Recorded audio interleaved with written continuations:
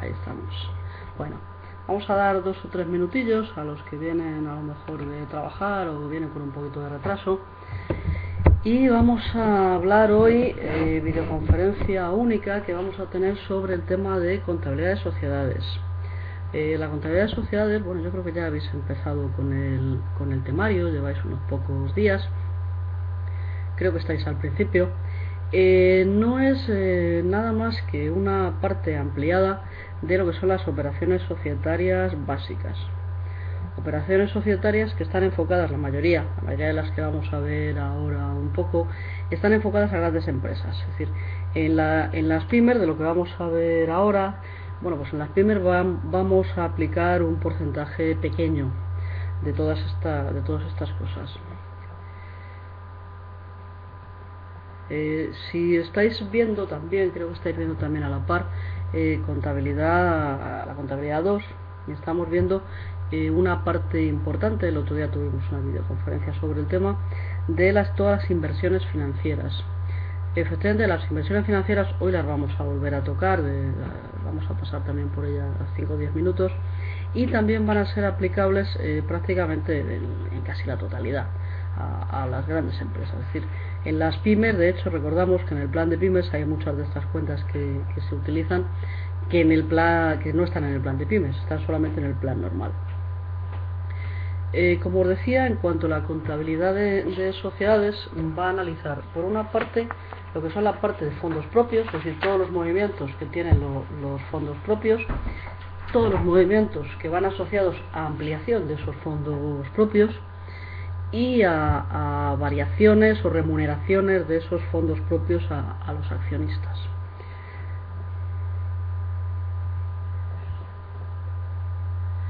El capital social formaba parte de los fondos propios. Ahí veis reflejadas las cuentas básicas que están reflejadas en él.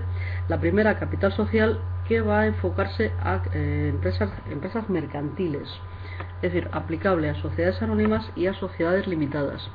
En el caso de las entidades no lucrativas, la cuenta de capital social se sustituye por la cuenta 101 de fondo social. Esta cuenta 101 fondo social se va a aplicar a entidades no lucrativas, por ejemplo, para fundaciones, y se utiliza también para cooperativas, entidades cooperativas, sociedades cooperativas. Esto, bueno, creo que en algún momento hemos hablado que las cooperativas tienen no exactamente una adaptación sectorial, sino unas normas concretas de contabilidad que se ajustan a determinados aspectos, concretamente, específicamente en cuanto a los fondos propios, puesto que las cooperativas tienen por estatutos y por normativa propia que dotar determinadas reservas, como son una reserva de educación y reserva de remuneraciones a los partícipes. En el caso de las fundaciones, que utilizan la cuenta 102 también, perdón, la 101, tienen una adaptación sectorial que ha sido publicada recientemente, a principio del año 2012. ¿Qué sucede con las empresas individuales? Sabéis que algunos empresarios individuales también tienen la obligación de hacer cuentas, llevar la contabilidad con arreglo al plan general contable. Bueno, en el caso de los empresarios individuales, las cuentas de capital que utilizan es la cuenta 102, que se llama solamente capital. ¿Diferencia con la 100? Bueno, pues que la 100 va a reflejar capital escriturado, reflejado en una escritura, y la cuenta 102 simplemente el capital aportado por el socio único. El movimiento de la cuenta 102 es curioso porque carga directamente sobre la cuenta 129, cosa que no pasa con la cuenta de capital social. Sabéis que la cuenta de capital social es casi, ahora lo veremos más adelante, una cuenta inamovible, en cuanto que solamente se mueve en cuanto a ampliaciones de capital o disminuciones de capital que se reflejan en la escritura, mientras que la cuenta de capital, la 102, se va a modificar año tras año con los resultados del propio ejercicio.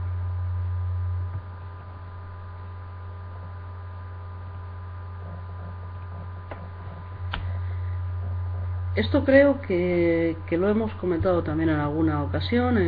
Para las sociedades anónimas, el mínimo de capital social son 60.000 euros y debe desembolsarse al menos el 25% del valor nominal de cada una de las acciones. ¿Qué sucede con la parte no desembolsada? La parte no desembolsada va a la cuenta 103, la cuenta 103 de desembolsos no exigidos, que tiene la consideración de cuentas de neto negativas. Eso es diferencia con respecto al plan general contable del 90. Recordáis que en alguna ocasión, para los que venís del plan anterior, me gusta hacer alguna aclaración de esta índole. Cuando vosotros veáis el balance y comparáis los asientos que se hacían antes con los asientos que hacen ahora en cuanto a los desembolsos no exigidos, veréis que la forma de hacerlo es bastante distinta y se refleja en el balance de forma bastante distinta. Da una imagen, yo entiendo que en este caso bastante más real de lo que era antes. Vuelvo atrás un segundo. Decíamos que una sociedad anónima debe desembolsar al menos el 25%. En el caso de una sociedad limitada debe estar desembolsado el 100%. En el caso de una sociedad limitada, el capital es sensiblemente inferior. ¿Qué pasa con las acciones propias? Bueno, las acciones propias se recogen, estamos hablando siempre de cuentas del grupo 1. Las acciones propias van a recoger en la cuenta 108 y 109 y van a ser consideradas igualmente un neto negativo. Es decir, capital social, es el concepto de capital social, que ha sido devuelto a los accionistas mediante la adquisición de las propias acciones de la empresa. Ahí tenéis un asiento tipo que, pues tal vez yo creo que en alguno de los supuestos ha podido aparecer. La cuenta de reservas, la cuenta 113, también tiene un movimiento en el plan contable nuevo muy distinto a que la tenía antes. Cuentas de reservas tenemos varias, ahí estamos reflejando las más importantes. La 110 como prima de emisión o asunción, que es una cuenta que recoge las aportaciones que realizan los socios por encima de su valor nominal. Es decir, si yo emito una acción y la emito al 150% de su valor nominal, es un caso que hemos tratado recientemente, ese exceso lo asumiré en la cuenta 110 de prima de emisión. ¿Para qué sirve ese exceso? Pues por ejemplo para compensar pérdidas futuras o para posibles ampliaciones de capital. La reserva legal, que va a dotar un porcentaje del capital escriturado, concretamente el 20% del capital escriturado, y que debe dotar al menos el 10% de cada ejercicio, hasta que lleguemos a ese 20%. Ojo con estas cantidades, porque en el caso de que hagamos ampliaciones o reducciones de capital, estas cantidades lógicamente van a tener que ser ajustadas a la realidad de ese nuevo momento del capital. La cuenta 118, la de aportaciones de socios, es aquellas cantidades que se entregan a los socios para compensación de pérdidas, y vamos ajustando con ella la cuenta 121. La cuenta 118 puede llegar a ajustarnos cantidades que tengamos reflejadas en la cuenta corriente con socios. Fijaros la diferencia entre tener una aportación de un socio de forma temporal, teóricamente temporal, contablemente temporal, en una cuenta del grupo 5, con la parte de abajo del balance, o tenerla en la cuenta número 118, que va a ser en la parte de arriba del balance, es decir, donde figuran los fondos propios. Es importante que tengamos primero los fondos propios positivos en determinados porcentajes que también veremos más adelante, y además de tenerlos positivos, eso nos servirá ¿para qué? Pues por ejemplo para obtener financiación. Es decir, ya no hablo solamente de ajustarnos a la normativa contable, que también, sino nos servirá de cara a terceros, a la lectura que hacen terceros de nuestra contabilidad, para ajustarnos a mejores previsiones económicas que otras empresas.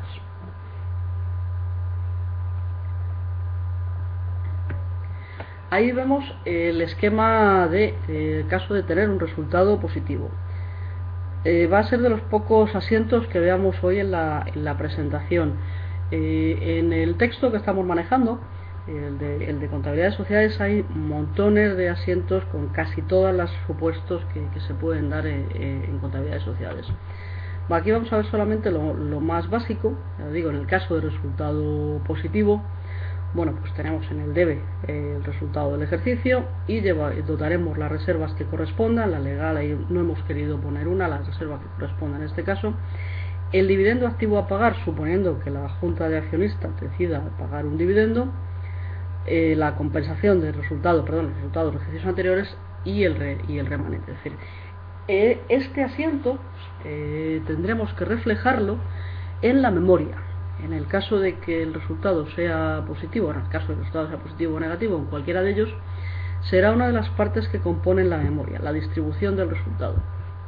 Recordáis que la memoria la vamos a hacer una vez finalizado el ejercicio, la tenemos que formular y tendrá que ser aprobada por la Junta de Accionistas.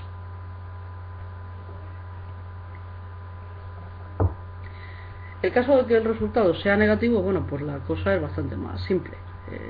Tenemos resultados de ejercicios anteriores, resultados negativos, cancelamos el resultado del ejercicio. Y ahí vamos a lo que os hablaba en cuanto a la aplicación de los instrumentos financieros normalmente para las grandes empresas. Es decir, de las cosas que vamos a ver aquí, pues muy poquitas se van a ser de aplicación en el plan de pymes, y si es así va a ser de forma muy puntual. Podemos tener activos y pasivos financieros.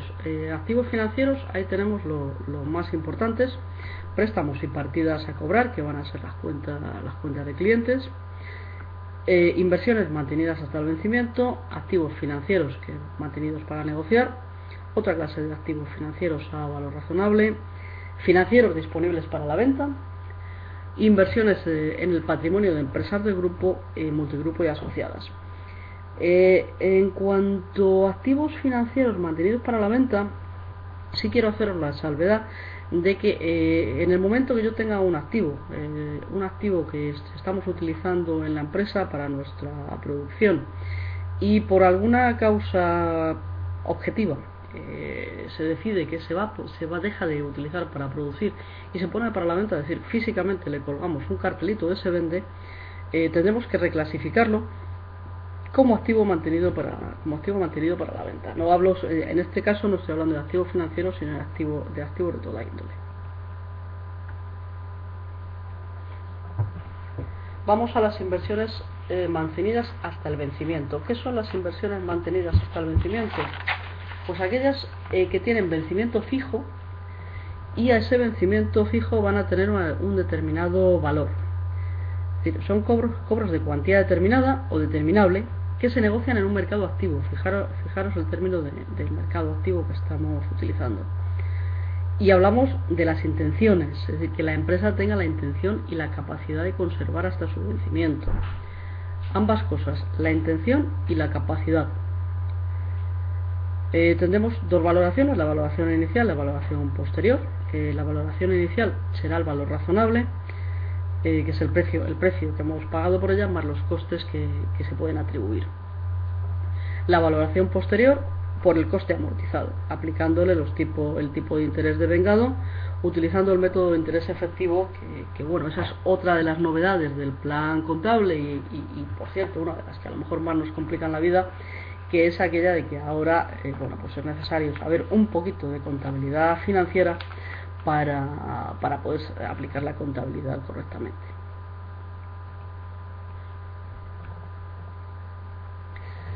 Decíamos activos financieros mantenidos para negociar, otra clase de activos financieros: aquellos que adquiero con el único y exclusivo propósito de venderlos, es decir, de especular, utilizando, como digo siempre, la palabra especular en un sentido no peyorativo, es decir, con el sentido de hacer un negocio con ellos a corto plazo. En ese caso formaré una cartera de instrumentos financieros que estarán debidamente identificados y que tendré que clasificar como tales.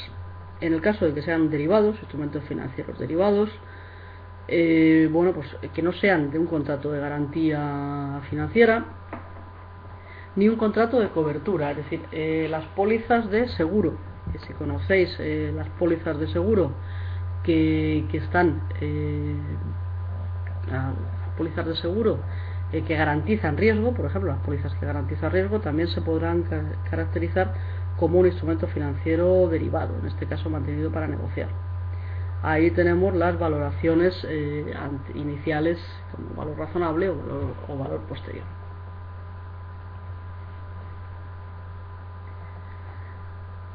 Los financieros mantenidos para la venta no es exactamente los mismos que mantenidos para negociar, sino que serán aquellos que son representativos de deuda y que no están clasificados en las categorías anteriores. ¿Qué sucede con esos activos financieros? Pues con algunos de ellos que nos van a generar intereses y dividendos. Intereses y dividendos que se pueden cobrar, se pueden devengar, perdón, no cobrar, se pueden devengar de forma anterior a la adquisición o con posterioridad a la adquisición, anterior simultánea a la adquisición. Si se devengan con posterioridad a la adquisición, ese interés se reflejará en la cuenta de pérdidas y ganancias como tal ingreso financiero. En el caso de que se devenguen antes de la adquisición, hablamos de intereses explícitos en este caso, pero no vencidos, se registrarán de forma independiente, es decir, y no forman parte del valor inicial de la inversión. Eso es importante también. ¿Qué pasa con los pasivos financieros? Los pasivos financieros son obligaciones que tenemos con terceros.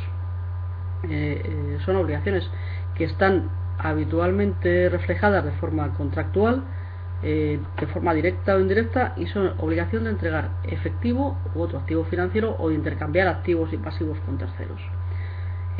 Por ejemplo, en el caso de pasivos financieros, pues canjear instrumentos financieros que tenemos con un precio garantizado al vencimiento. No es estrictamente el ejemplo, pero a lo mejor para que lo tengamos un poco más claro el concepto, bueno, pues si pensamos en un plan de pensiones garantizado, el plan de pensiones garantizado, si alguno conocéis el funcionamiento, os digo, no es el caso aplicable a esto, pero sí es para que tengamos el concepto de precio garantizado.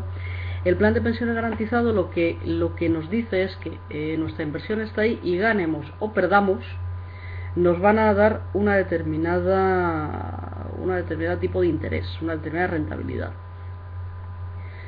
¿Qué pasa si ese plan de pensiones que está suscrito en fondos de inversión pierde? A nosotros nos da igual, nosotros tenemos una rentabilidad garantizada. Bueno, pues ahora lo miramos desde el punto de vista de la empresa y vemos que esto es una remuneración potencialmente desfavorable.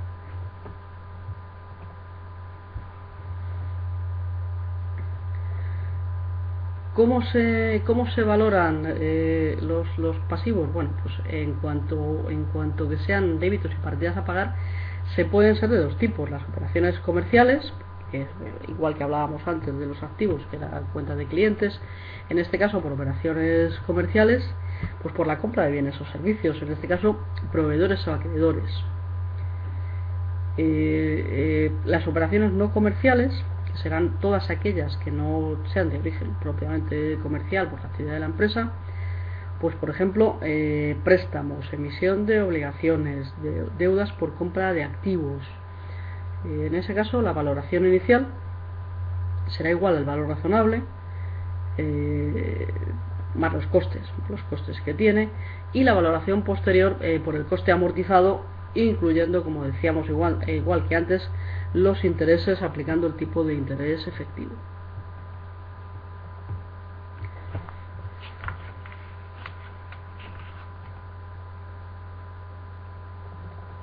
Sabemos que hay básicamente tres clases de sociedades, tres clases de empresas, no de sociedades, tres clases de empresas. Empresas civiles, que son aquellas que están constituidas con arreglo a la legislación del Código Civil. Empresas mercantiles, que se ajustan a toda la normativa del Código de Comercio. Y empresas cooperativas, que bueno, pues, están un poco a caballo y su característica, están inscritas en un registro de cooperativas que puede ser de ámbito estatal o de ámbito autonómico. Dentro de las sociedades mercantiles, la más importante por tamaño es la sociedad anónima. La sociedad anónima se caracteriza porque su capital está dividido por acciones. En el caso de la sociedad limitada, el capital está dividido por participaciones sociales. Eso es importante, bueno, pues porque las acciones no son nominativas, las acciones son al portador. En el caso de las participaciones se registran en un libro de participaciones sociales, en el cual yo tengo que decir, mire, yo tengo la participación de la 1 a la 300, y con ese número 1, número 2, número 3, número 4, así hasta la 300, y esas acciones, esas participaciones pertenecen a Blanca, es decir, y son de ella. En cambio, si yo tengo acciones, tendré acciones también numeradas, pero serán anónimas. Es decir, si imaginaros que tenemos, cualquiera de nosotros tenemos acciones de Telefónica, son nuestras, pero en cada acción físicamente, si nos dieran el título de propiedad de esas acciones, no pondría nuestro nombre, es decir, son acciones al portador. El capital de las acciones de las sociedades, tanto anónimas como limitadas, está determinado por los estatutos de la sociedad. Estatutos que a su vez tienen que estar debidamente registrados, inscritos en el registro mercantil. Para sociedades anónimas, decíamos antes, hace un momento, que el capital mínimo no puede ser inferior a 60.000 euros. Y hay una característica importante, que es que se pueden aportar bienes y derechos, es decir, no necesariamente esos 60.000 euros tienen que ser euros, capital, pesetas, euros, dinero, sino que puede ser bienes o derechos con un valor real mínimo del 25% del capital social. Quedaría pendiente el resto para desembolsar en el futuro. Las cuentas que vamos a utilizar en estos casos, bueno, pues ahí las tenéis puestas, también del grupo 1, como acciones emitidas como suscripción de acciones, o como capital pendiente de inscripción en el caso de capital que ya esté emitido. Importante lo que os decía hace un momento de las aportaciones no dinerarias. Decíamos que se puede aportar bienes y derechos con un valor mínimo del 25%. Luego entendemos que puede ser dinero o no dinero, puede haber aportaciones dinerarias o no dinerarias. ¿Qué pasa en el caso de las las aportaciones no dinerarias? Bueno, pues serán bienes susceptibles de valorarlos hasta esa cuantía mínima de los 60.000 euros. Tendrán que estar debidamente pormenorizados y explicados su composición en la escritura. ¿Y cómo valoro esas cantidades? ¿De forma aleatoria? Pues no. Tendré que valorarlas mediante un informe previo elaborado por uno o varios expertos designados por el propio registro mercantil. Es decir, imaginaros que yo digo, bueno, pues yo voy a constituir una sociedad anónima y aportamos, mi parte va a ser aportar un portátil, un ordenador, por ejemplo, un ordenador con el que yo estoy trabajando ahora mismo. Y yo le digo a mis socios, mira, es que mi ordenador, con el que yo estoy trabajando ahora mismo, vale 15.000 euros. Bueno, pues eso no sería válido, salvo que un experto independiente lo certificara por el registro mercantil. ¿Por qué se hace esto? Pues precisamente para evitar este mismo caso que yo os he puesto, es decir, que cada uno pueda valorar de forma subjetiva un valor. Si estamos aportando un ordenador, bueno, pues parece fácil que yo misma, cualquiera de vosotros, veáis el ordenador y a simple vista, bueno, pues casi sepamos un valor que posiblemente sea muy aproximado. Pero imaginaros que lo que yo estoy aportando a la sociedad como capital social son bienes inmuebles. Estoy aportando pues una propiedad, un piso. Entonces, ¿cómo lo valoro? Bueno, yo puedo entrar al piso, darle una vuelta y decir, pues yo aproximadamente creo que vale tanto. Pues eso no sería válido. Hablamos siempre de sociedades anónimas, ¿eh?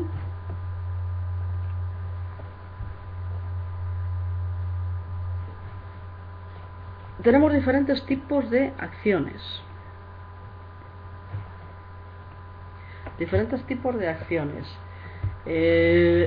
¿Os acordáis que decíamos antes que podemos desembolsar solamente el 25%, es decir, y el resto tenemos un margen legal para desembolsarlo?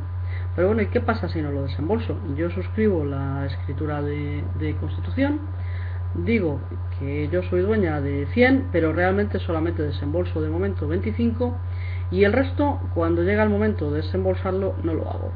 En ese caso, las acciones siguen existiendo, pero entran en una situación que llamamos demora. Es decir, debo ese dinero a la propia empresa, con lo cual pierdo parte de los derechos. Es decir, estoy perdiendo una parte de los derechos, por ejemplo, uno muy importante, que es el derecho a percibir dividendos.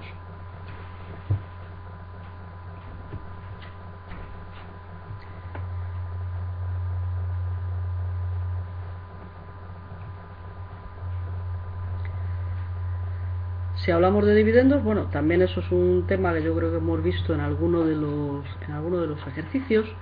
El tema de los dividendos se decide en función, lo veíamos al principio, en el caso de que la sociedad de beneficios suficientes cumpla los requisitos de la cuenta de reservas y una vez cubiertas, si así quiero, las pérdidas de ejercicios anteriores, bueno, pues la empresa puede optar por repartir dividendos a cuenta. Para eso, ¿qué tengo que hacer? Tengo que elaborar un informe. Es decir, el departamento contable deberá elaborar un informe, porque ese informe posteriormente se va a incluir en la memoria, es decir, en las cuentas anuales, y por tanto va a ser público. Recordamos todos que las cuentas anuales son públicas, es decir, cualquier persona que decida consultar hoy las cuentas, por ejemplo, de un banco, por poneros el caso de una empresa grande o de un gran almacén, bueno, pues podrá ir al registro mercantil y pedir copia de esa memoria de todas las cuentas anuales. Ese informe estará, como os digo, en la memoria. ¿Y qué otro requisito tiene que cumplir la empresa que decide repartir dividendos a cuenta? Bueno, pues no superar el importe del beneficio obtenido desde el cierre del último ejercicio. Es decir, lo que os decía hace un momento, deducir las pérdidas de ejercicios anteriores y cumplir los requisitos mínimos de las reservas obligatorias. Ojo con el tema de las reservas obligatorias, hablamos siempre de la reserva legal, pero bueno, hay determinadas reservas que pueden estar marcadas de forma obligatoria también por los estatutos. Os recuerdo siempre el caso de las sociedades cooperativas, pero no es raro que en sociedades anónimas también exista unos topes mínimos de reservas destinados a cubrir los fondos propios, a aumentar los fondos propios. Y tenemos diferentes clases de acciones, las acciones normales, las acciones ordinarias, las acciones privilegiadas, que van a ser las que nos den el derecho a cobrar un dividendo privilegiado, es decir, un dividendo superior al dividendo ordinario, las acciones sin voto, que me van a dar también determinadas ventajas económicas, ¿a cambio de qué? A cambio de que yo no pueda participar en la gestión de la empresa. Bueno, si yo no tengo especial interés en participar, imaginaros, en la gestión de Telefónica, bueno, pues porque mi paquete de acciones va a ser pequeño, bueno, pues me puede interesar adquirir un paquete de acciones sin voto. Y otra clase de acción son las acciones rescatables, que son aquellas que pueden ser rescatadas por la emisora, pero solamente esto, fijaros, solamente para las empresas que cotizan en bolsa. Vamos a las acciones propias. Bueno, de esas creo que hay poco que decir. En cualquier caso, la forma de valorarlas siempre tenéis que recurrir a la norma de registro novena, que es la que habla de los instrumentos financieros.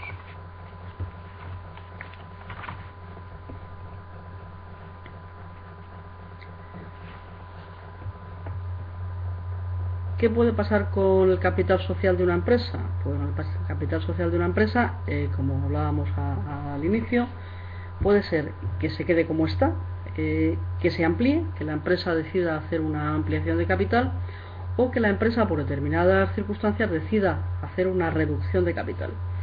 En el caso de que decida adquirir esas acciones propias la propia empresa, parece una cosa rara, ¿verdad?, que una empresa quiera acciones de sí misma. Bueno, pues ¿por qué motivo acciones que tiene un tercero y las compra la propia empresa. Pues con la idea, por ejemplo, de reducir capital. En este caso usaríamos la cuenta 109. ¿Y por qué importe las valoraremos? Por el importe de adquisición. No por el valor nominal de las mismas, sino por el importe de adquisición, lo que hemos pagado efectivamente por ella.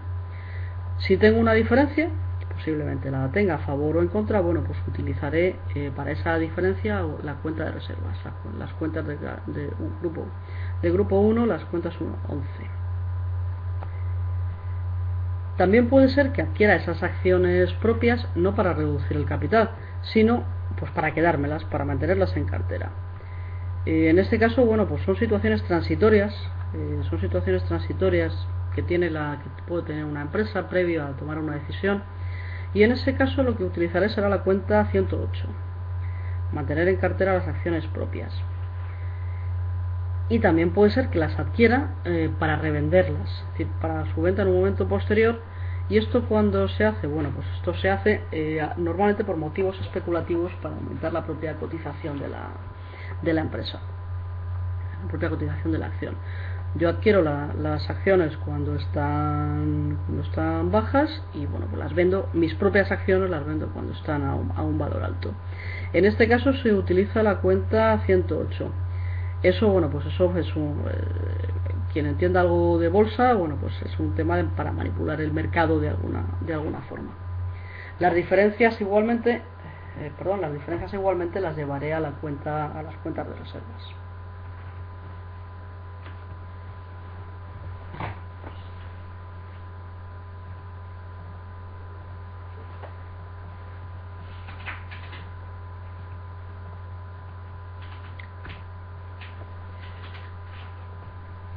Seguro que habéis escuchado, bueno, pues por ejemplo, que se concedan fondos para comprar acciones a empleados, les conceden fondos, la banca, acciones de su propia empresa. Bueno, eso sí está permitido. Bueno, con matices. Dice, la sociedad no puede anticipar fondos para prestar garantías o facilitar para la adquisición de acciones por un tercero. En ese caso, bueno, pues imaginaros esa situación de personas que han adquirido acciones hace poco, relativamente poco, de entidades bancarias, que todos tenemos en la cabeza, ¿verdad? Entidades bancarias que han sacado paquetes de acciones, aunque en el momento que determinadas cajas de ahorro se convirtieron en bancos, sacaron paquetes de acciones, y para facilitarte la adquisición de ese paquete de acciones te daban un préstamo. Bueno, eso no es del todo legal. Lo que se puede hacer en esos casos es que los préstamos los conceden para con otra finalidad. Pero bueno, legalmente no se puede anticipar fondos ni conceder préstamos para la adquisición de las propias acciones.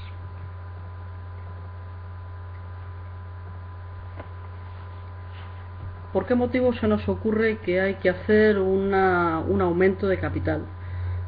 Bueno, pues el primer motivo que se nos ocurre es que tengamos los fondos propios negativos. En ese caso, si tenemos los fondos propios negativos, para cumplir los requisitos básicos de ser una empresa que esté solvente, bueno, pues tenemos que ampliar capital, porque el capital es la primera forma de obtener financiación a un coste relativamente económico, puesto que solamente estamos retribuyendo a los accionistas con los dividendos que abonaremos solamente, recordamos, en el caso de tener beneficio. Luego es una financiación relativamente barata. ¿Qué implica para una sociedad el aumento de capital? Pues implica la modificación de los estatutos. Es decir, cuando yo decido aumentar el capital tanto de una sociedad anónima como de una sociedad limitada, lo que hay que hacer es inscribir ese acuerdo de ampliación de capital en una escritura pública y, por tanto, llevarlo al registro mercantil. Cosa que no pasaba con el capital inicial. Recordáis que podía estar desembolsado en parte. En el caso de las ampliaciones de capital sí que tienen que estar totalmente desembolsadas, pero sí pasa una cosa: pueden ser igualmente dinerarias o no dinerarias. Una cosa que se me ocurre ahora al hilo de las aportaciones no dinerarias, que os quería haber dicho antes, es que imaginaros pues eso, que aportamos bienes inmuebles a la hora de constituir una empresa. Vamos a ponerlo fácil, en lugar de una sociedad anónima, una sociedad limitada en la que somos 2 socios. Cualquiera, perdona, he visto ahora una pregunta, disculpa. Ahora voy a terminar de contar una cosa y ahora te contesto, un segundito. Imaginaros que somos 2 personas y cada una de nosotras aporta un bien inmueble para constituir una sociedad limitada. Imaginaros el asiento. Yo no tengo dinero en el banco. Yo tendré por una parte el capital, la cuenta de Grupo 100, y por otra parte tendré cuentas de inmovilizado. Tendré una cuenta de inmovilizado en la cual anotaré los 2 bienes inmuebles que he adquirido, que son propiedad de esa empresa, es decir, los he adquirido mediante esa financiación propia que es el capital. ¿Qué pasará con esos bienes inmuebles? No se os escape que como tales bienes inmuebles hay que amortizarlos. Es decir, las aportaciones no dinerarias de bienes inmuebles, o de viviendas o locales, pero igualmente si aportase ordenadores, si aportase una furgoneta, si aportase cualquier otra clase de instalación, es susceptible de ser amortizada, puesto que va a ir os recuerdo, a una cuenta de grupo 2. Pregunta una compañera, dice: cuando una empresa tiene años consecutivos, ¿está obligada a reducir capital? Si tiene con qué, sí. Efectivamente, hay una norma, lo vamos a ver en la diapositiva siguiente, que efectivamente está obligada a hacer una reducción de capital. Respecto a los aumentos, hay varias formas de hacerlos. Decíamos que las aportaciones dinerarias o no dinerarias se pueden hacer también con cargo a reservas. Y recordáis que lo decíamos hace un momento, si yo lo hago con cargo a reservas, tendré que ir modificando aquellas cantidades que yo he puesto en reserva legal, modificando, adaptando a la normativa. Es decir, si ya he alcanzado el 20% y lo hago con cargo a reservas, tengo que volver a incrementar esa cuantía de las reservas. Y también lo puedo hacer con cargo a créditos, por ejemplo a los saldos que recordáis, hablábamos al principio de la cuenta 118, la cuenta de aportaciones de socios. Bueno, pues también lo puedo hacer con cargo a la cuenta 118. Pero imaginaros que también, pues tengo unas cantidades en la cuenta corriente con socios, en la 551, en la cuenta 550 de titular de la explotación, y decido, pues que mire ustedes, que ya no lo puedo devolver. La empresa está en una situación tal que es algo a corto plazo, no puede devolvérsela al socio. En ese caso, el socio puede decidir aportar esa cantidad y contra ese crédito hacer la ampliación de capital. Ahí vamos con las reducciones, lo que comentaba hace un momento la compañera. Puede haber varias causas por las que yo tenga que hacer una reducción de capital. La primera, pues a lo mejor por tener un exceso de recursos propios y financieramente eso no me resulte rentable y decida hacer la junta de accionistas, decida el equipo gestor de la empresa, decida hacer esa reducción. Hay 3 formas de disminuir los fondos, el capital. La primera, pues disminuir el valor nominal de las acciones. Si yo tengo acciones que valen 1 euro y mañana redenomino esas acciones y puedo decir, mire, es que cada acción que valía 1 euro ahora vale 0,50. Se produce una reducción automática lineal del capital social. También puedo hacerlo mediante la amortización de algunas acciones. ¿Qué quiere decir? La extinción del derecho de algunas acciones. Pero tengo muchas y son anónimas. ¿Y de quién? ¿Y de qué manera? Pues esas acciones las voy a elegir por sorteo. En ese caso, pues tendré que compensar a los accionistas perjudicados. O puedo utilizar otro sistema que es la agrupación de acciones canjeándolas. Eso son operaciones muy habituales. Usted tiene 5 acciones y por cada 5 acciones yo le doy una, pero esas 5 acciones valían 5 euros cada una, luego usted tenía 25 euros y yo le doy una sola acción que vale 15. Pues en ese caso efectivamente el capital social se ha visto reducido. Quien es perjudicado de esta forma puede suscribir la reducción de capital y igualmente se le compensa por la pérdida. Recordamos siempre hablamos de sociedades anónimas, que la cifra de capital social no puede ser inferior a 60.000 euros. Lo que preguntaba la compañera, ¿cuándo está obligada a reducir capital? Tendremos que ir a lo que nos dice el artículo 327 de la Ley de Sociedades de Capital, que nos va a marcar la obligatoriedad de la reducción. Dice, cuando las pérdidas hayan disminuido el patrimonio por debajo de las 2/3 partes del capital. Es decir, no es solamente no es el concepto de años consecutivos, sino que las pérdidas hayan disminuido 2/3 del capital social inicial. Decíamos que la reducción de capital se puede hacer para absorber pérdidas. En este caso, si yo lo que absorbo son pérdidas, pensar en el asiento, no modificaré la cifra de patrimonio. Lo único que estoy es modificando las cuentas, modificando las cantidades que figuran en las cuentas, haciendo los asientos correspondientes, pero no voy a modificar la cifra de patrimonio. El total al final me va a dar el mismo. En este caso, insisto, volver a mirar la cuenta de reservas legales, porque debe quedar con un máximo de un 10% del capital. ¿Qué formas tiene una empresa, aparte de la ampliación de capital, de obtener recursos? Pues, por ejemplo, la emisión de obligaciones. La emisión de obligaciones consiste en crear o reconocer una deuda y convierte al poseedor, al dueño de esa obligación, en acreedor de la empresa. Es decir, pues no es exactamente un préstamo, pero bueno, pues se parece, casi. Lo denominamos empréstito. Con este concepto también creo que ha habido algunas dificultades en los supuestos o en la interpretación de los manuales. Un ejemplo claro de empréstito son las obligaciones. Supone, como os digo, una fuente de financiación y, claro, lleva un coste financiero para la empresa. ¿Por qué lleva un coste financiero? Porque yo tengo que retribuir a aquellas personas que suscriben mis obligaciones, les tengo que retribuir de alguna forma. Es decir, tengo que pagar algo por ello, y para mí será un gasto financiero que contabilizaré en la cuenta de intereses. ¿Qué clase de gasto financiero? Perdón, un segundito, vamos a rematar esto, un minuto.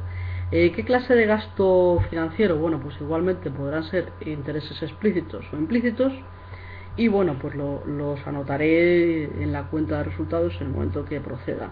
Pregunta un compañero, es decir, ¿se puede reducir el capital por el simple hecho de la devolución de aportaciones, puesto que los socios o accionistas quieren dejar de serlo? ¿Se puede reducir? En el caso de una sociedad limitada, sí.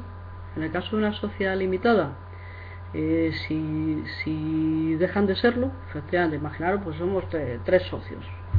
Tenemos cada uno 1/3 de la empresa y yo decido que ya no quiero ser socia.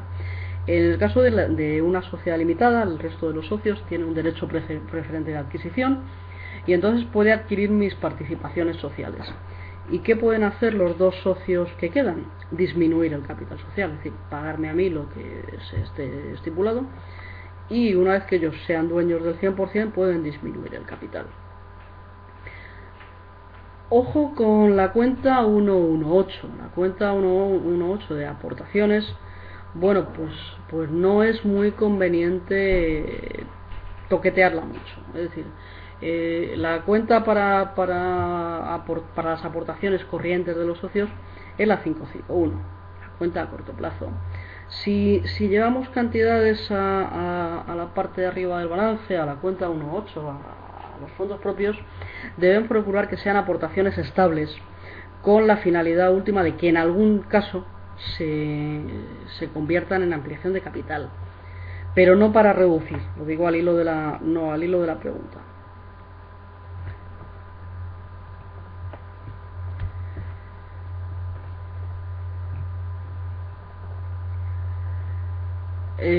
Las obligaciones, bueno, pues pueden ser también de varias clases.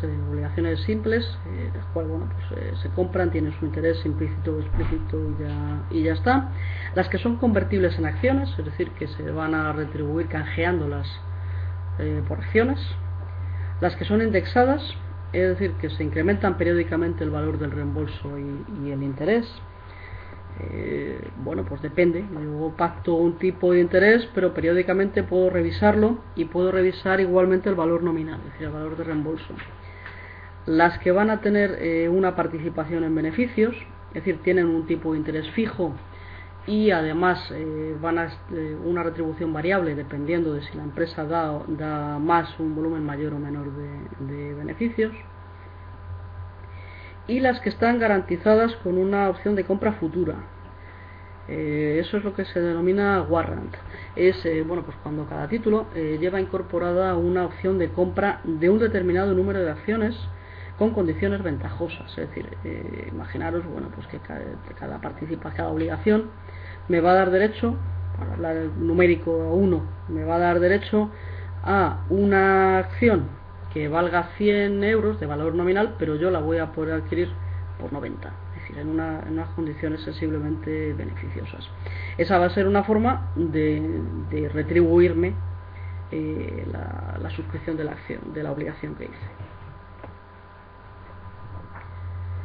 ¿Qué puede pasar también con las sociedades? Bueno, pues las sociedades tal cual únicas se pueden fusionar. Se pueden fusionar o se pueden absorber, pueden ser absorbidas por otras. El concepto de fusión es aquel en el que una o dos o más empresas se unen para formar una única empresa, una única sociedad mercantil. Puede haber dos formas: creación de una nueva, por lo cual, bueno, pues se disuelven todas las que van a formar parte de esa nueva sociedad y se crea una, o se absorbe, es decir, hay una sociedad dominante que es la que va a absorber todas las demás. La sociedad dominante va a recibir el patrimonio de esas otras sociedades.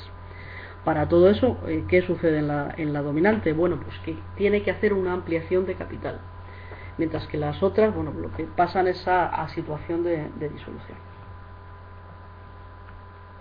¿Qué más puede pasar con una sociedad? Y con esto ya terminamos. Bueno, pues que se escinda, una parte de esa sociedad se escinda, se separe. Se puede separar de tres formas: de forma total, es decir, cuando hay una división con todo su patrimonio que sale de ahí y forma una empresa nueva, crea una empresa nueva. Una decisión parcial, en el caso de que, bueno, pues se traspase en bloque una o varias partes del patrimonio de la sociedad y se cree una o varias sociedades nuevas. O la segregación, en este caso, bueno, pues se recibe una parte de la sociedad segregada, va a quedar propietaria de parte de las participaciones de la otra sociedad, de la beneficiaria. Y todo esto se va a ver reflejado, todas las operaciones que hemos visto en este ratito, todo se va a ver reflejado en determinados movimientos que vamos a manejar.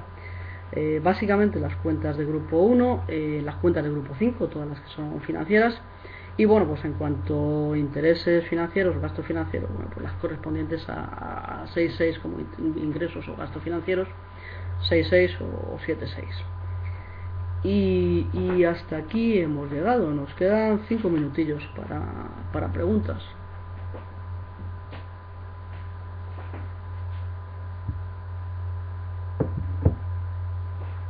A ver.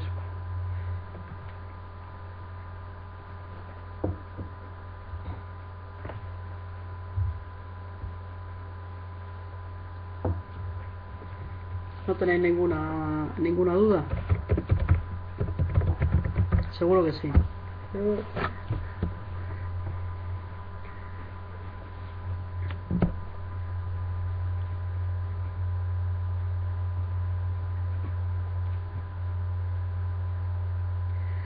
Pregunta un compañero, dice: ¿tiene límite temporal las aportaciones en la 118? No tienen ningún límite. No tienen ningún límite. Tú puedes dotar la 118 de forma cada año, por ejemplo, a cierre de ejercicios. Si el saldo de la 55 por ejemplo te resulta demasiado elevado o ves que la situación de tesorería no es la adecuada, bueno, pues el socio puede estar de acuerdo en decir: mira, pues esto ya lo pasamos a una, vamos a llamarlo entre comillas, preaportación de capital social, Bueno, pues para inscribirlo y hacer la correspondiente escritura más adelante, no hay límite ninguno. No es conveniente de todas formas, ya a efectos prácticos, que la 118 engorde mucho más allá que lo que es el capital social de una empresa. Imaginaros una cuenta pues, de una sociedad limitada con un capital social inicial de 50.000 euros y una cuenta 118 de 350.000. Bueno, parece desmedido, parece lo lógico proceder a una ampliación de capital, pues aunque sea por partes, ¿no? Y ir moviendo un poco, depende de la situación de tesorería de la empresa.